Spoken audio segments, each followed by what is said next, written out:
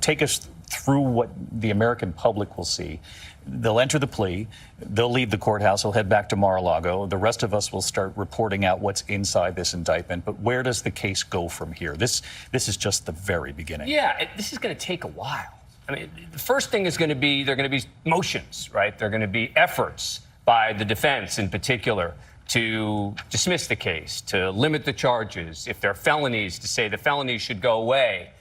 There's going to be a whole list of arguments that the defense is going to make about why the indictment should fail. Are we looking at months, more than a year here? Oh, yeah. The entire process, I would expect, is going to take more than a year. But that is going to be largely in the hands of the defendant. That is largely in the hands of Donald Trump. Remember, there's a right to a speedy trial. If the defendant wants to move a case quickly, a defendant can move a case quickly.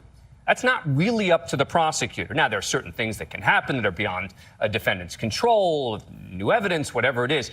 But typically, it is up to the defendant to decide how quickly do we move this forward to trial. I would expect that Donald Trump is going to want to wait, that there is going to be no rush on his part to move forward with this. I think there probably will be a rush to get out some of his motions, right? To say that this is a faulty indictment, that there shouldn't be any felonies here, that there's no crime committed, et cetera. That I think he's going to want out quickly. But when it comes to actually going to trial, I think we're probably well over a year away. And that becomes part of the political calculation, obviously. Right, yeah. I think that's right.